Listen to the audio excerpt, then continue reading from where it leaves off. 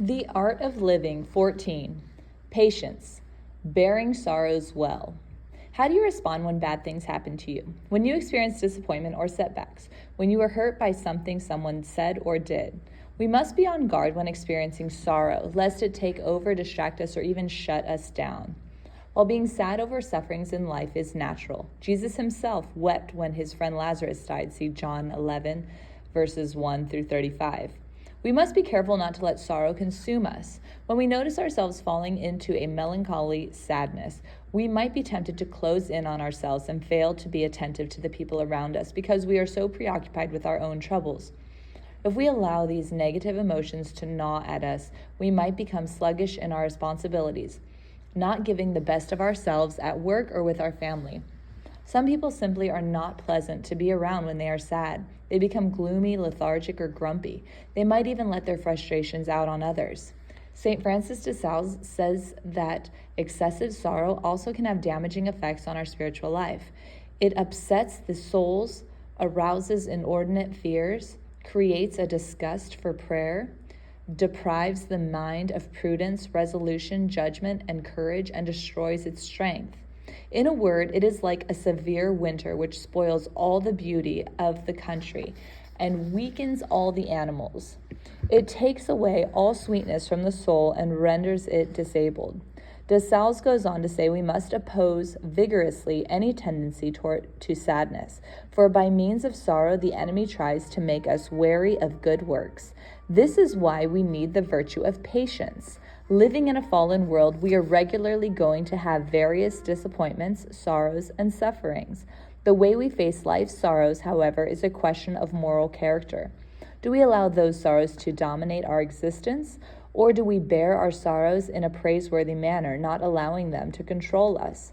Patience is a virtue that moderates our sorrows, safeguarding a clear mind in the midst of life's difficulties. Patience helps us bear sadness in such a way that we do not abandon whatever good we should be doing in our lives. Patience and discouragement. Though it is perfectly natural to experience sadness over loss or injury, the virtue of patience enables us to bear suffering without being broken by sorrow or led to forsake the way of virtue. Patience preserves a certain cheerfulness and peace of mind in the face of injury, suffering, and sadness. It prevents us from being discouraged from losing courage. The patient person, therefore, possesses a great freedom. He is free to stay on course with his life and fulfill his responsibilities, at least to some reasonable extent, even when bad things happen to him. The person lacking in patience, however, is so overcome by his troubles that he fails to give the best of himself in his relationships with others. Donald DeMarco points out that patience is not a passive virtue. It requires much inner strength not to be discouraged in the midst of great trials and sadness. Many years ago, a friend of mine was diagnosed with brain cancer. The last time I saw him was after Mass. I could tell that the cancer had taken a toll on him. He was pale, had lost a lot of weight, and looked worn down, yet even in his suffering he remained joyful, expressing gratitude to others and heartfelt interest in their lives. With a smile on his face, he grabbed my hand and asked, "So, how are things at the college going?" He proceeded to ask me a number of questions about my classes, the campus ministry, and my family. When I asked him how he was doing, he gave an honest but hopeful response. "It's hard. I'm in a lot of pain, but I've lived a good life. I'm ready." I certainly was edified by his hope in eternal life as his death was approaching, but I'll always remember even more his patience in the midst of intense suffering. He was not a man closed in on his problems, even in the face of death. He remained peaceful, cheerful, and focused on others. Men and women who possess the virtue of patience have a tremendous inner strength that enables them to bear even life's most acute sufferings well. People lacking in patience focus so much on themselves that they seem almost incapable of being kind, thoughtful, and generous to others amid life's many disappointments. My friend's patience was related to the more severe sorrows people experience as they know they are approaching death. But we need patience to help moderate the many smaller, ordinary sorrows that come up in daily life.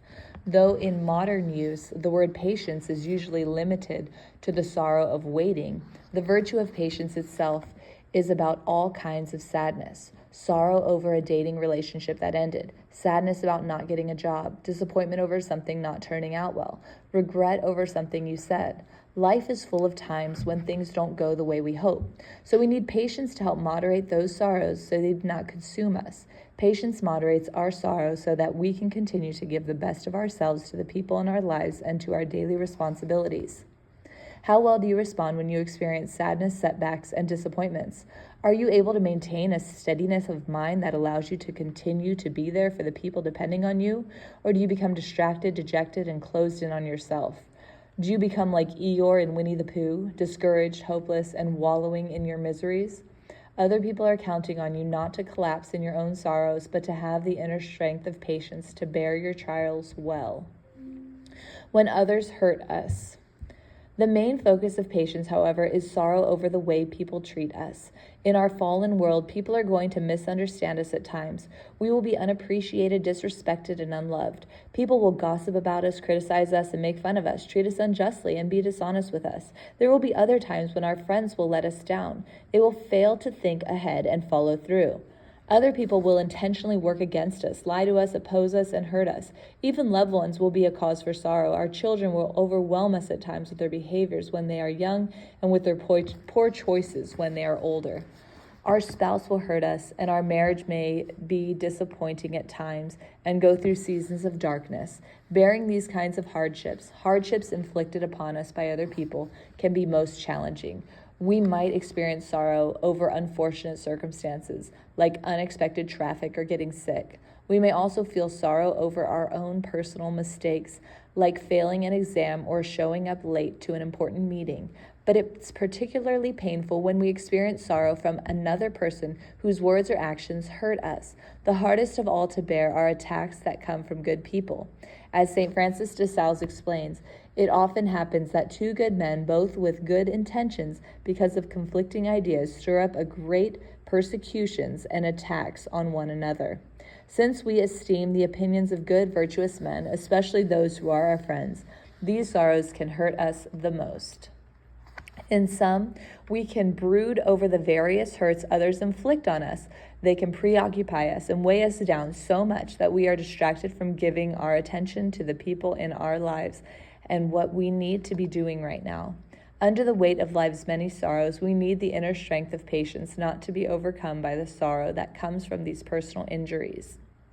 Reflection questions. How well do you handle sadness in life? When bad things happen, when you're disappointed or when you're hurt by something someone did to you, are you still able to give yourself to your family, coworkers, and others? Or do you tend to close in on yourself and your sorrows? Even as Jesus was dying on the cross, he continued to remain focused on serving others. Read John chapter 19, verses 25 through 27, Luke chapter 23, verse 34 and 42 through 43. In these three scenes, how did Jesus model the virtue of patience on the cross? How does Christ's example on Calvary inspire you not to be taken over by sorrow and to remain faithful in doing good for others even when you are sad? Some of the greatest sufferings in life come when our friends let us down and hurt us. How do you think Jesus felt when Judas betrayed him in the garden? See Matthew chapter 26, verse 15. How do you think he felt when Peter denied him 3 times? See Luke chapter 22, verses 54 through 62.